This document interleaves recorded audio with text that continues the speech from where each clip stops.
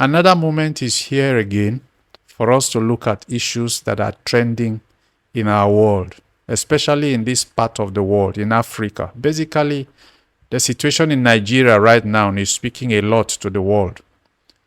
But when you look at what's happening around the world, here you are thinking the democracy in America is stable. The democracy of Europe is stable. But that's a lie. The crises they face there, in fact, because they are peculiar to their own region, to their own culture, their own trend, where they are, as far as they are concerned, is more terrible than where Africa is. And that's why they look at Africa as where they can run to for some kind of solace, because survival is tough for them out there. So this moment, there is no guarantee on how long these moments will last, because there come a time when you won't hear from this source anymore. And therefore, this is a moment where you have to listen very carefully. And in listening, you are not just going to be informed to have information with you. No, you are informed to take a direction, to take an action, to move towards where you have to now know what to do, so that at least you have contributed to what will actually give rise to a change in the situation. So in today's information piece, that at least would help solve a part of the puzzle of what has caused humanity to come to this level of confusion, is here. So let's listen to it and hear how it goes. In today's piece, we want to deal with the issue of the sign. Understanding the sign. Understanding the sign. A lot of times when you look at what's going on as the events are trending, all that those that are familiar with spiritual events will tell you is, these are things that are showing the signs of the end time, to show that the end has come. The world is coming to an end. But look at you. Reason closely to your analysis. Reason closely to your conclusions, your observation. You are seeing a trend of events that are most likely to reach you and destroy you. And all you stay there to say is that is a sign of the end time. They are coming to destroy you. What sense does it make that a sign of an end time would have to destroy you? What sense does it make to you? Does that actually make you feel that the one who designed that program as a sign is reasonable at all? That the sign he designs is that crisis will come and consume everybody, including you that is an observer. So by the time everybody is consumed, what is the essence of the sign? If it consumes you and destroys you and you are no more living, what will be to you the essence of that sign? That is why this piece of information is so useful, especially to you and for you that is still alive, living. You are not dead yet. You have not slept off yet, off the world yet, because you don't need to. You mustn't do that. You should probably be part of those who, according to the Bible writing, says there are some who will be standing here and shall see the power of God come with glory. Or the Son of God or the glory of God come with power. You should be among them. So when you see events that are coming to destroy humanity and they are trending in a higher sense, a higher magnitude, a more serious magnitude, do you still stand by and see that as a sign? That definitely is not the sign. Therefore, we have been shown the sign, and when you understand what the sign is, you will still always see that the emphasis that have been laid from the one of this medium, that every man has the obligation to go to the one to whom it is given to redeem mankind from this situation. You will see that emphasis even on this discussion today. So, understanding the sign. What is the sign? What is meant to be a sign? In Isaiah 7:14, it is written there, I, the Lord, shall give you a sign. And that sign says, a virgin shall conceive and bear a son, and thou shalt call his name Emmanuel. So the sign means there shall be a son born. But then it has been explained to us also to understand that the word virgin means new. So when that sign will be shown, the sign will be the birth of a new idea that will be termed as the son of he who gives you that idea, who brings out that idea from himself, and says that will be what will make God to be with you. That is how God will be with you. So the sign from that expression means a son. Let's say somebody. It is somebody that will be born, because an idea cannot be new in the air. It will be new from somebody. So even if the idea is virgin, it is a sonship of the product in a person. Therefore, first of all, the sign is somebody. The sign is a person. And he didn't say, I will show you a sign. No, that is why when you look at events as signs, they are show. They are show. He didn't say, I, the Lord, shall show you a sign. No, he said, I, the Lord, shall give you a sign.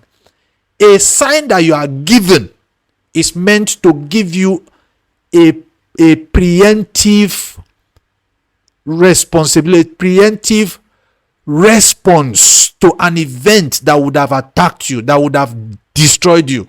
I give you a sign that once you see it, it's enough to prevent any of the crises from reaching you.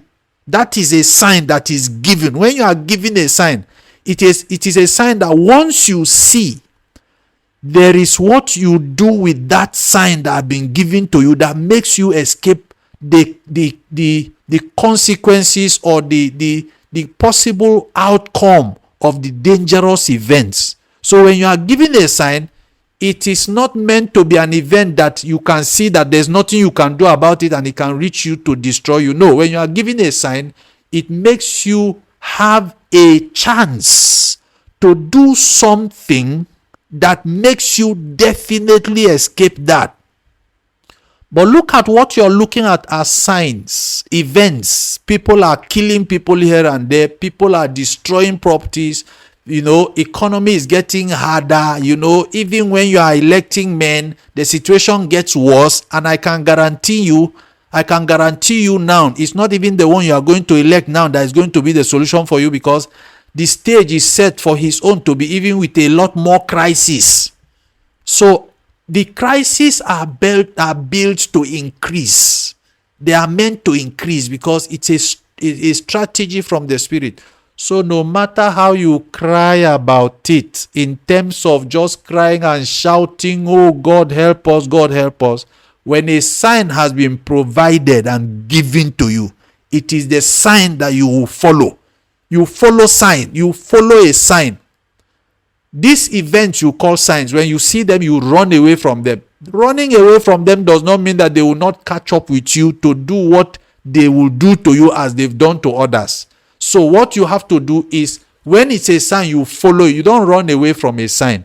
If you are looking for direction to a place, one of the landmarks, you look for a landmark that is a sign. And when you see a sign, you follow it. You don't run away from sign. But these things you call signs of the end, when you see them, the tendency is that you run away from them. But running away from events that will destroy you don't make you find direction. You are just looking for where it will still meet you and get you stuck there, and maybe meet you and destroy you there. So the question is, what do you do to escape the events that are here right now? To be redeemed from the events. That is where you have to understand what a sign is. A sign. Remember a signboard. You use a signboard to follow a direction and get to a location that you are looking for. That is what a sign does. A sign is not what you see and you run away. A sign is not what you see and you are scared. A sign is what shows you direction. That is the primary meaning of a sign.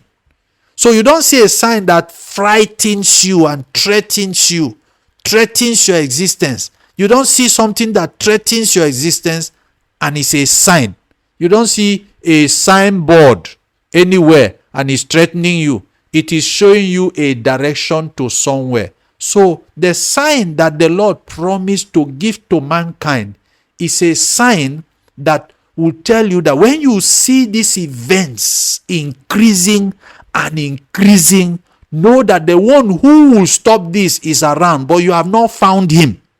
He is there.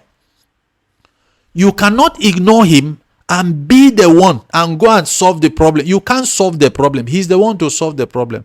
So what is this sign? That is what we are looking at. And we have quoted from Isaiah that says, I, the Lord, shall give you a sign.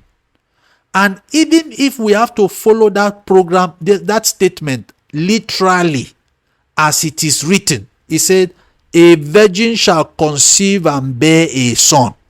Now, if you are talking about that virgin that bear a son, and it was Jesus who you say he has come and gone. He's gone now. What is he here to do now? He's not here right now. How is the situation going to be taken care of right now? Because the sign is supposed to be, the person will be with us as God with us to take care of these things, to stop them so that he can bring us life for redemption. Where is he? That is not how the sign works. The sign is supposed to be now that the events are with us, they are in our midst. That's when the person should be with us. So you can't be waiting for someone that will never come. Yet, looking at events that are destroying you, and you are calling them signs. Signs of what? Signs of destruction. Is that the sign that the Lord gives when his sign is supposed to be to save his people? Therefore, you have to listen to these explanations, listen to this information, this piece of information. This, as they come in pieces, put them together and understand that you can never understand the Bible. It is not given to any of us. It's given to that one who has the capacity to do it unto us. And we enjoy it. That's what it's supposed to be. How good would it be to see that somebody, you are not even the one laboring for it. He just labors to get it done and you just enjoy it. Isn't that a beautiful program? If you are given to do it when you are not able to do it, if you are allowed to do it when you are not able to do it, how good is it? Even when you are struggling to be the one to do it and you are not getting the result, you are not enjoying it, how good do you feel? So what's the big deal in having to make sure that we find the one as this emphasis is laid? Because that's what the sign is. Now straight to that of Matthew, where the events are described in Matthew chapter 24, I think from verse 3, it is written there for us to see as clear as it is written. Let me read from verse 3. And as he sat upon the Mount of Olives, the disciples came unto him privately, saying, Tell us, when shall these things be? And what shall be the sign of thy coming and of the end of the world? What a question. When shall these things be? And what shall be the sign of thy coming and of the end of the world? Now, when you read that portion, because you went to school, you will use your school knowledge and your English knowledge to begin to describe to us how the question they are asking is the fact that when he's going to come, there will be signs that will show before he comes. so that we'll use the sign to know that it is close to the time when he is coming. That is not what is written there. First of all, the one who have seen it for us is telling us, these things you read, nobody was existing, nobody was there. They were not things written according to human imagination, where somebody is sitting there and then people are asking him questions, because the spirit that engineered the writings of the Bible already knows how the human race is going to function. So he designed his book when he made the men to write them, and control the inspiration, so that he put down a language that when you are reading, you can only use the one he gave you to learn from your schools to interpret it, and make sure that you don't get it right until the one that is spiritual, that sees it from the spirit, that now understands, sees it, and knows that that was the purpose for which it was engineered, and then show it to us that when we follow it, it gives us the results that it was designed to yield. But when we are here trying to use English because we went to school, the school we went to, who gave us? We did not create ourselves into this world. We did not just come up with all the institutions we established all by ourselves. He put it in our spirit. He put it in our brains, and is running it with us. So the one who is able to give us the languages we speak and give us the way we have to understand what he has given us to speak, what do you think he kept for himself? Will you be the producer of a product, and the one you keep for yourself to use will be less in quality than the one you gave out to be used? You will keep the best of it for yourself. So when he gives writing and even allows you to write and allows you to read even what he writes, he controls the understanding he gives to you. So on the basis of this thing that you have just read, it sounds like they were asking of what the signs will be, the events, but that is not what is there. What he's saying is this: as far as the sign that will mark the end of every danger that humanity faces is concerned, as far as the sign that will take care of the troubles, the crisis that humanity will face is concerned, it is when he is there. It is when the one that is the sign is there. The sign is that when we see these events, we should know that the Spirit has released somebody amongst us that is his person. His person. That's his personality. That is the Spirit himself. He is in a body. That is the person. Now tell me, for a spirit that says, my coming shall be like a thief in the night, how do you actually expect to know when he has arrived? When a thief enters your house, does he first notify you? You just all of a sudden realize that it is a thief when he has already started operating in your house. And at that point, you are at very high risk.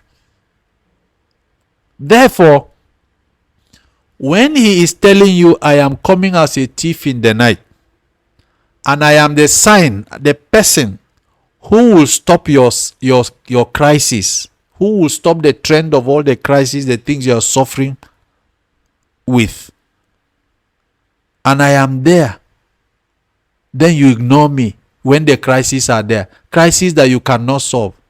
How are you actually going to find a way out of the crisis when you are looking at the crisis as the sign?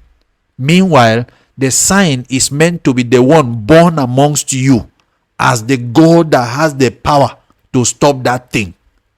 And you don't go for him. You are now looking at the events as the sign.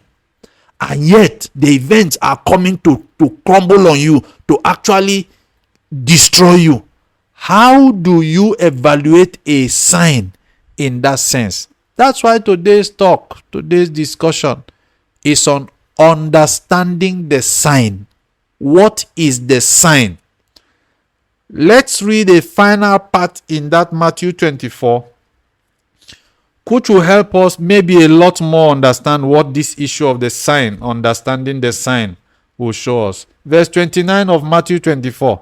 Immediately after the tribulation of those days shall the sun be darkened, and the moon shall not give her light, and the stars shall fall from heaven, and the powers of the heavens shall be shaken. And then shall appear the sign of the Son of Man in heaven. And then shall all the tribes of the earth mourn, and they shall see the Son of Man coming in the clouds of heaven with power and great glory. This is where it's even a lot more dangerous, a lot more concerning, that we all need to do something very quickly. A lot of times when we hear heaven, we point to the skies. Heaven no be for sky. Oh. Heaven is not in the sky. You've got to know that clear. Go and look at the information piece that has to do with heaven and earth. You now know what heaven is. Because heaven is when somebody is in a state of comfort and full glory, full, that's what the Spirit creates in a human state. And it's what the one who comes to save us will create in our state to change us from death to life. So that is the state of heaven. So when that one appears, he is in the clouds. He's elevated. So if you are looking at the sky, that is not what the clouds means. The clouds means he's elevated above all of us. That's his height of glory. So he's not talking about he's going to fly from up and come down. No. What this expression, this session simply tells you is that when he has stayed amongst us and the crises are generating and increasing and we continue to ignore him when he is the only one that can stop it, what it now means is that by the time the crisis have finished dealing with us and bringing us to our knees, the crisis will now still show us that he is the only one that can help us, even at that extreme state that we would not have allowed it to get to. What are we supposed to do? What would it have looked like if we got to him on time as he arrived? Let me explain what we have seen as we have been explained to. Listen, the person that is God in our midst, because of the Spirit that makes him as God, which you cannot separate from his body. As long as the Spirit of God is in that body, that is God with us.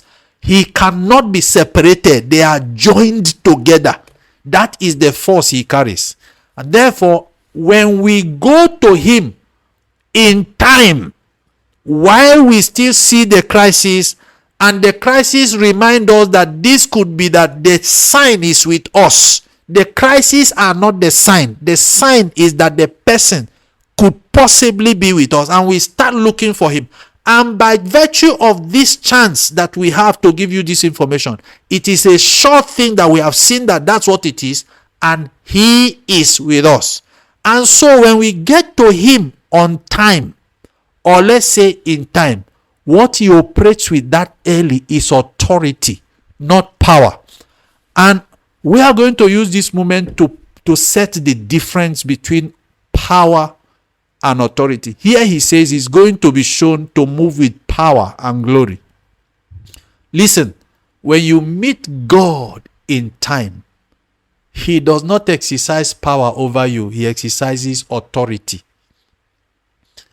Power is what a man uses to force you to do what you do not want to do, that he wants you to do even when it's not right. He uses power. When a man wants you to do what he likes, even when he knows, in fact, for a man, especially when he knows that that thing is not right, he knows you will not like to do it. The only thing he uses to compel you to do it by force is power. So he uses his power. That's why when you put men in the office of power, they mandate you, they force you with power. So when we allow God to just be there, we ignore him as if, we can take care of the crisis. And he just quietly stays like that and waits for us. the crisis will not stop. Oh. It's not as if he will stop the crisis for us. He won't. He will let us go through the crisis until they deal with us well. Moreover, this information will continue to disseminate to let you see that that is the way it will be until those of you who will be forced to go and look for him. At that time, he would have already known, oh, you are now coming because you are forced by the situation. You are forced. When the situation was light, when you would have come for me to show you what to do, how you would have gone about it, you ignored me. This time, it is power he would use. Oh. But with authority, what he does with authority, what authority does is that a man under authority, someone under authority, because it's God that is under the authority of the Spirit, to show us what is right. What authority does is that he shows you what is right. He shows you so that it is you that will be willing to make the choice. You make the choice between the options he shows you. See, if you do this, this thing will happen to you. If you go this way, this is what will bring the redemption and correct the whole process. That's what authority does. Authority explains things to you so that it's you now that would give the analysis to the judgment to the thing, so that you take a decision willingly to do what he expects you to do, so that the help he has for you, he can administer it. So when God arrives and we meet him as early as he arrives, his authority will speak over us and will help us to gladly glide through very difficult situations, and it will be a mystery, because that is the sign that he comes to give to us. It will be a wonder to us. That's why when they say God is a God of miracles, who told you God is a God of miracles? It is men who will tell you because of the instincts of the spirit of man. So it's in men, because that is what he gave men to have. When God comes, he will tell you what he is about. And he's here to show us. He says God is not a God of miracles. God is a God of signs and wonders. Signs. Because he has moments he now uses to show you where the sign is hidden. And by the time you discover what it is, it's a wonder. So, by a sign, you know how to go about a thing. So that at any time that thing is facing you or another is facing you, there are signs in it. There's a sign in it to tell you what to do. So, with God, he gives you the sign that you always use to give you an indicator on what you have to do, and it makes you always know something to do based on the sign that is behind it. But miracle, that spirit that does miracles, he doesn't show you how the miracle happened. Check out when you see somebody who had a miracle. You ask him, how did it happen? He say, I don't know, now just miracle. If you want that thing to happen again, how would you make it happen? It cannot happen because you don't know. That is what a miracle is. A miracle does not allow you to even know. That is why the life of man is full of miracles, because he is not led to know how to go about anything to have a definite answer, to have a definite result. He is made to just gamble through and then see something happen, and then suddenly it is by what he has now practically stumbled through that he seems to now adapt to. As long as a new one faces him, is gamble. God doesn't gamble. God knows exactly when he looks at a situation what the sign tells him. So God is not a God of miracles. He's a God of signs and wonders. Because when he shows you a sign, the sign may be so minute. God as a sign in the midst of men is such a person that when you meet, you hardly believe there is a solution to the world. But that is the sign that when you administer, when you are embraced, when you follow, you see a wonder out of what you never anticipate you will ever see. That is just the piece that you need to listen to and understand that, look, all this running from pillar to post and then trying and gambling, Right now, it's about another election. Who told you that elections can save the situation of the world? You are electing men who are as blind as you are. What did he say? They are blind, leading the blind. Both of them will end up in the same ditch. It does not matter how you recycle the process, searching. After all, why do you vote? You are voting because you are looking for the right person. And when you have been told by the Spirit that created humanity that there is none good, not one, you are running around saying that this one is good, this one is good. There are good men in the midst of the people. Would the Spirit lie? Would God lie when He tells you there is none good, and you are saying there are some men who are good? So you are saying God is a liar. Who said that? Okay, that's why He's allowing you to search out the good men. Let us see which of them now is capable of giving you the solution to the problems that you are facing. Now you now see the cycles that you are running.